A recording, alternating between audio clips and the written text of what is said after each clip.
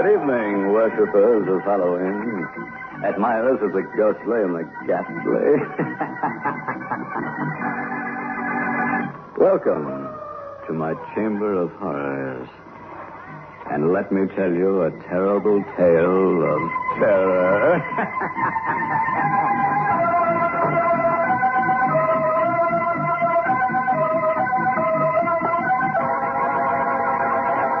My wife will be so pleased you've come. I'm sure she'll want to serve you for dinner.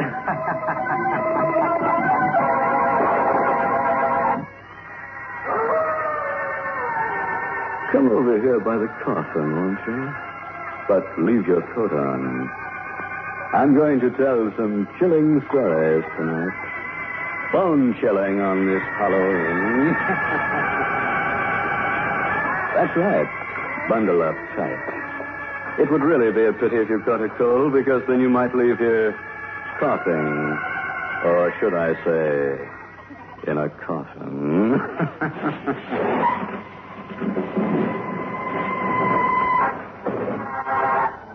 And now, friend, turn your lights down low.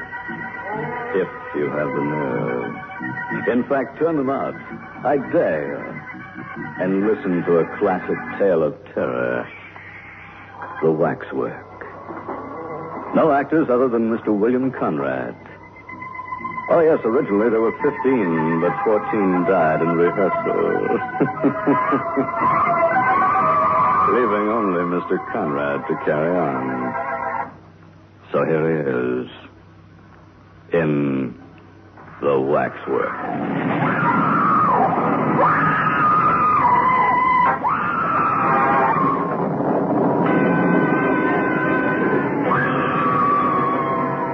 While the uniformed attendants of Mariner's Waxworks were ushering the last stragglers through the great glass-paneled double doors, the manager sat in his office interviewing Raymond Hewson.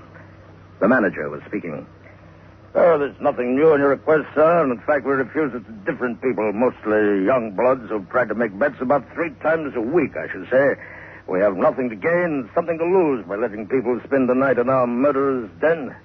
If I allowed it and some young idiot lost his senses, what would be my position, eh? But your being a journalist somewhat alters the case. Hewson smiled.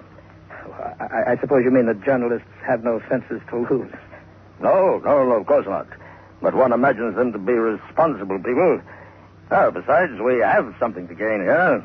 Publicity and advertisement. Yes, exactly, said Hewson. And there I thought we might come to terms. The manager smiled. Yes, I know what's coming. You want to be paid twice, do you? You know, it used to be said years ago that Madame Tussaud would give a man £100 for sleeping alone in the Chamber of Horrors. Well, I hope you don't think that we've made any such offer. What is your paper, Mr. Hewson? Well, I'm freelancing at present, sir, working on space for several papers. However, I would find no difficulty in getting the story printed. I'm sure the Morning Echo would use it like a shot. A night with Mariner's murderers. No live paper could turn it down, sir. Yes. How do you propose to treat it? Well, I shall make it gruesome, of course. Gruesome with just a saving touch of humor. The manager nodded and offered Hewson his cigarette case. Very well, Mr. Hewson. You get your story printed in the Morning Echo, and there'll be a £5 note waiting for you when you care to come and call for it. But, first of all, you realize it's no small ordeal that you're proposing to undertake. I'd like to be quite sure about you. I'd like you to be quite sure about yourself. I own I shouldn't care to take it on. I should hate having to sleep down there, alone, among them. Why? asked Hewson. Oh, I don't know. Isn't any reason, I suppose. I don't believe in ghosts. If I did, I should expect them to haunt the scene of their crimes or the spots where their bodies were laid, instead of a cellar which happens to contain their waxwork effigies. Well, it's just that I couldn't sit alone among them all night with her seeming to stare at me in the way they do. After all, they represent the lowest and the most appalling types of humanity. Well, the whole atmosphere of the place is unpleasant. And if you're susceptible to atmosphere, sir, I warn you, that you're in for a very uncomfortable night. Houston had known that from the moment when the idea first occurred to him. His soul sickened at the prospect. But he had a wife and a family to keep. So here was a chance not to be missed. The price of a special story in the Morning Echo with a £5 note to add to it. Besides, if he wrote the story well, it might lead to an offer of regular employment. The manager smiled at him and rose. Well, I think the last of the people must have gone by now. There is one condition I'm afraid I must impose upon you, sir. I must ask you not to smoke. We had a fire scare down on the murderer's den this evening. I don't know who gave the alarm, but whoever it was a false one. Fortunately, there were very few people down there at the time, or there might have been a panic. Now, if you're ready, we'll make a move.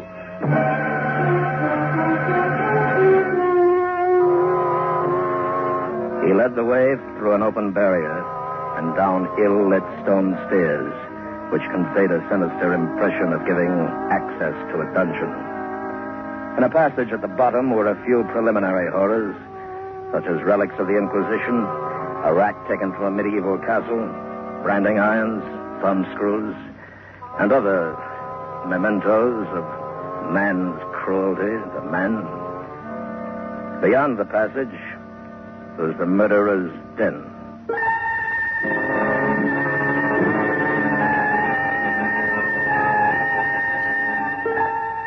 It was a room of irregular shape, with a vaulted roof and dimly lit by electric lights, burning behind inverted bowls of frosted glass. It was, by design, an eerie and uncomfortable chamber, a chamber whose atmosphere invited its visitors to speak in whispers. The waxwork murderers stood on low pedestals with numbered tickets at their feet. Recent notorieties rubbed dusty shoulders with the old favorites. Thurtell, the murderer of Weir, stood as if frozen in the act of making a shop window gesture to young Bywaters. And there was Lefroy, the poor half-baked little snob who killed for gain so that he might ape the gentleman.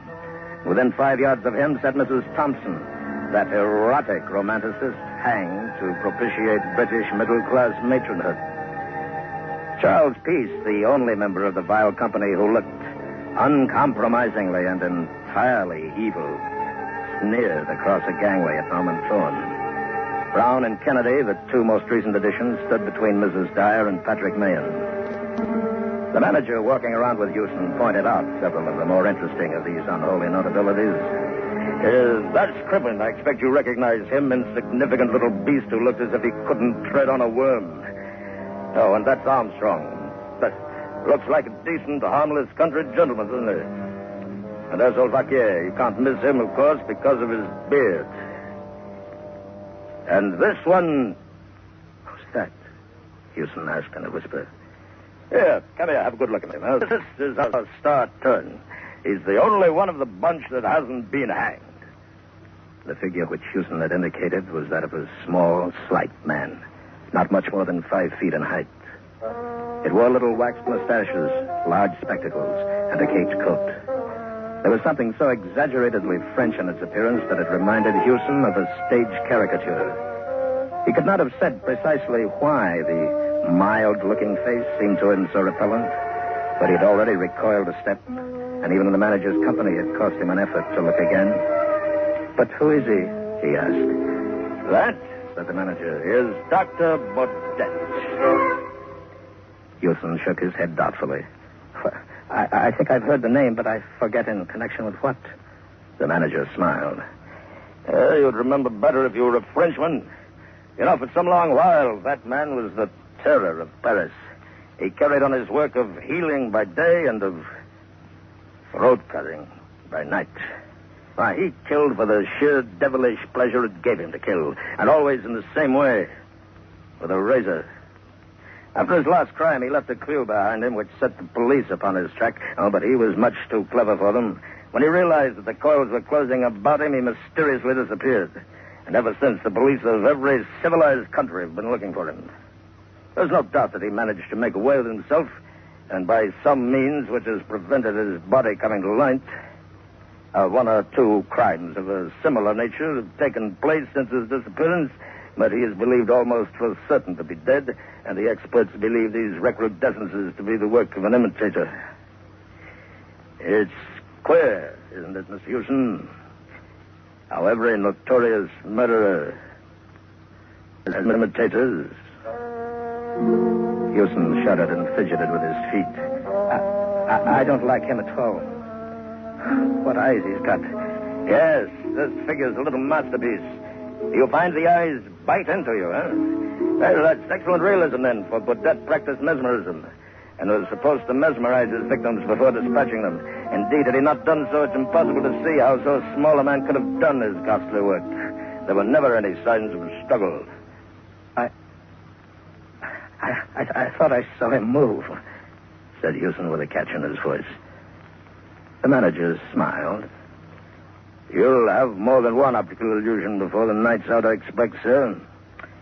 Well, I'm sorry I can't give you any more light because all the lights are on. For obvious reasons, we keep this place as gloomy as possible, eh? Well, Mr. Houston, good night.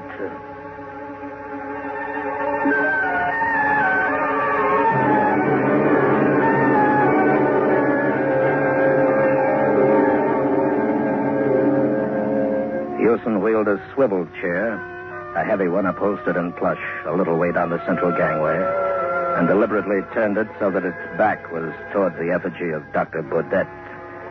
For some undefined reason, he liked Dr. Baudet a great deal less than his companions. Busying himself with arranging the chair, he was almost lighthearted. But when the manager's footfalls had died away and a deep hush stole over the chamber, he realized that he had no slight ordeal before him.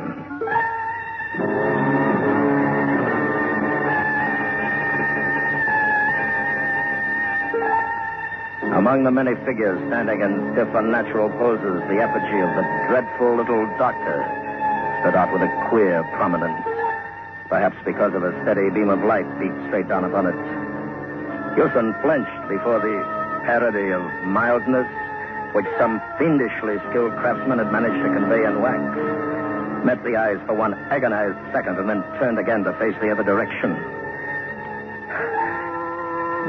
He's only a waxwork like the rest of you, Houston muttered defiantly. You're all only waxworks. They were only waxworks, yes. But waxworks don't move.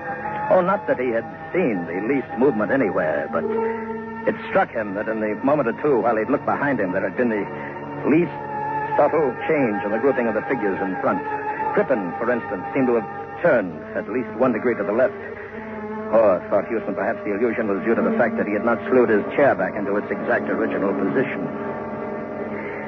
Oh, but there were Brown and Kennedy, too. Surely one of them had moved his hands. Houston held his breath for a moment and then drew his courage back to him as a man lifts a weight. He took a notebook from his pocket and wrote quickly, Memo, deathly silence and unearthly stillness of figures, like being at bottom of sea. Hypnotic eyes, Dr. Baudet. Figures seem to move when not being watched. He closed the book suddenly over his fingers and looked around quickly and awfully over his right shoulder. He had neither seen nor heard a movement, but it was as if some sixth sense had made him aware of one.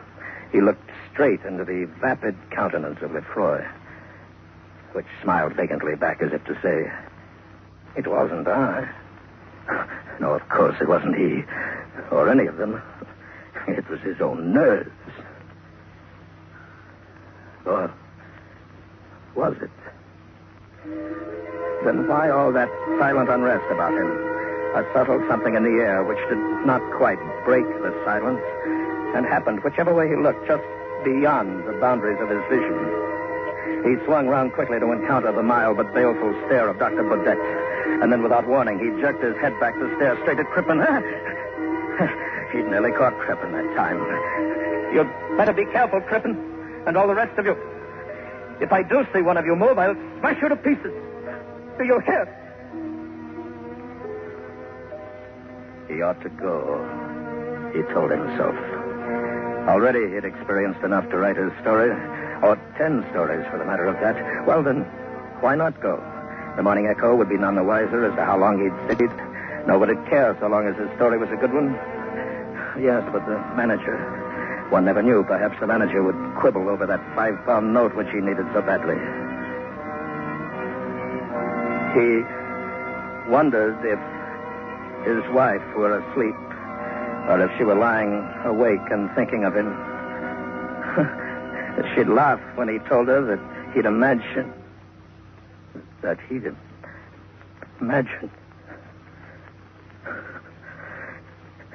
This was a little too much. It was bad enough that the waxwork effigies of murderers should move when they weren't being watched, but it was intolerable that they should breathe. Somebody was breathing. Or was it his own breath which sounded to him as if it came from a distance? He sat rigid, listening, straining, until he exhaled with a long sigh. His own breath, after all. Or, if not, something had divined that he was listening and had ceased breathing simultaneously. Houston turned his head swiftly around and looked all about him out of haggard and hunted eyes. Everywhere his gaze encountered the vacant, waxen faces. And everywhere he felt that by just some least fraction of a second he had missed seeing a movement of hand or foot, a silent opening, a compression of lips, a flicker of eyelids, a look of human intelligence, now smoothed out. They were like naughty children in a classroom, whispering, fidgeting, and laughing behind their teacher's back, but blandly innocent when his gaze was turned upon them. No, this would not do. This distinctly would not do. He must clutch at something, grip with his mind upon something which belonged essentially to the workaday world, to the daylight London streets. He was Raymond Houston, an unsuccessful journalist, a living and breathing man, and these figures grouped around him were only dummies, so they could neither move nor whisper. Well, what did it matter if they were supposed to be lifelike effigies of murderers? They were only made of wax and sawdust and stood there for the entertainment of morbid sightseers and orange-sucking trippers. Oh, that was better. Now, what was that funny story which somebody had told him in the Falstaff pub yesterday? Oh, yes.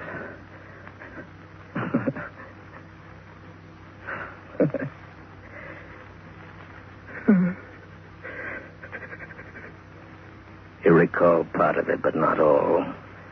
For the gaze of Dr. Baudet urged, challenged, and finally compelled him to turn.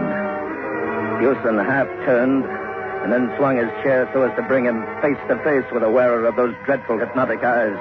His own eyes were dilated, and his mouth at first set on a grin of terror, lifted at the corners in a snarl, and then Houston spoke and woke 100 sinister echoes. You moved!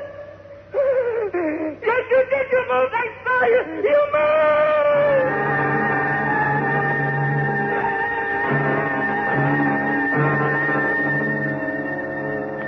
Then he sat quite still, staring straight before him, like a man found frozen in the Arctic snows. Dr. Baudet's movements were leisurely. He stepped off his pedestal with the mincing care of a lady alighting from a bus. The platform stood about 2 feet from the ground. Above the edge of it, a plush-covered rope hung in arc-like curves. Dr. Baudet lifted up the rope until it formed an arch for him to pass under, stepped off the platform, and sat down on the edge, facing Houston. Then he nodded and smiled and said, Good evening. I need hardly tell you that not until I overheard the conversation between you and the worthy manager of this establishment did I suspect that I should have the pleasure of a companion here for the night. You cannot move or speak without my bidding. But you can hear me perfectly well.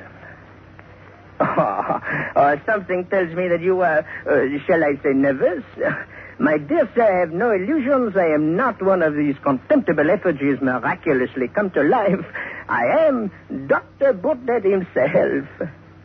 He paused, coughed, and shifted his legs. Pardon me, but I am a little stiff.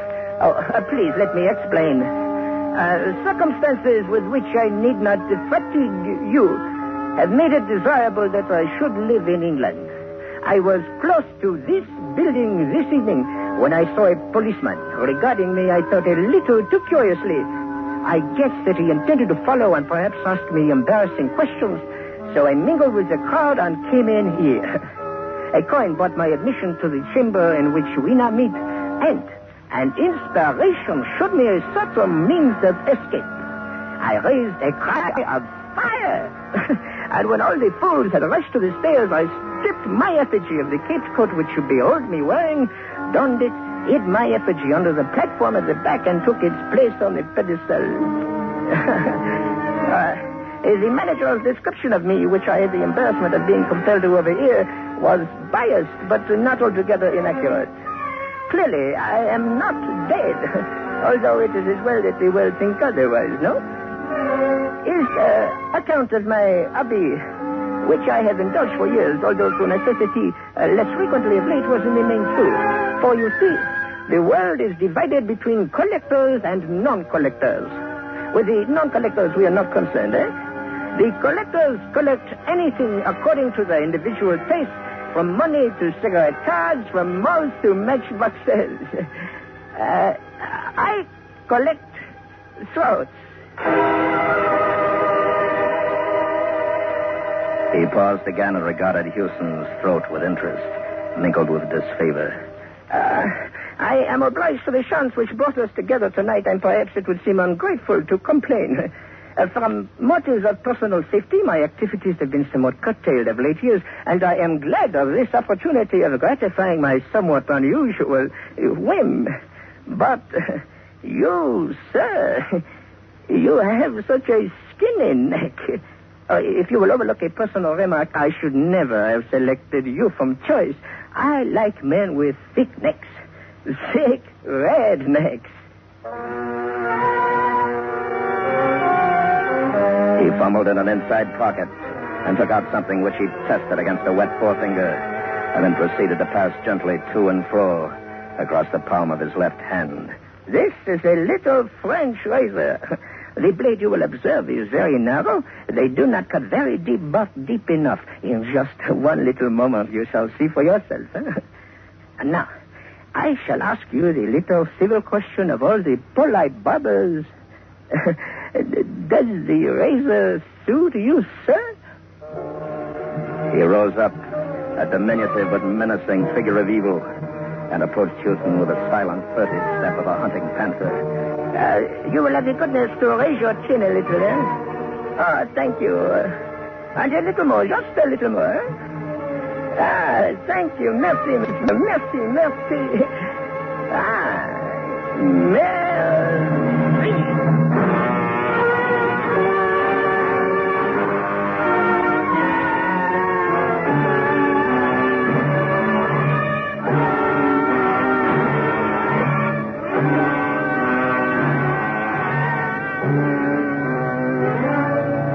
Over one end of the chamber was a big skylight of frosted glass, which by day let in a few thickly infiltrated rays from the floor above.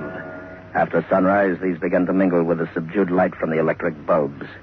And this mingled illumination added a certain ghastliness to a scene which needed no additional touch of horror. The waxwork figures stood apathetically in their places, waiting to be admired or execrated by the crowds who would presently wander fearfully among them. In their midst, in the center gangway, Houston sat still, leaning far back in his swivel chair. His chin was up-tilted as if he were waiting to receive attention from a barber. And although there was not a scratch upon his throat, nor anywhere upon his body, He was cold and dead. Dr. Baudet, on his pedestal, watched the dead man unemotionally. He did not move, nor was he capable of motion. But then, after all, he was only a waxwork.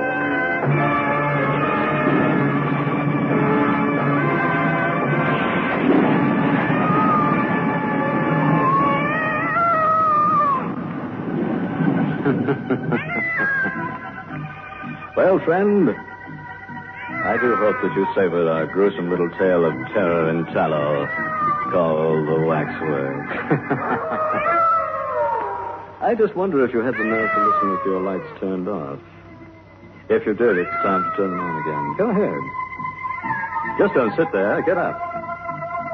Well, what do you know? Stone dead.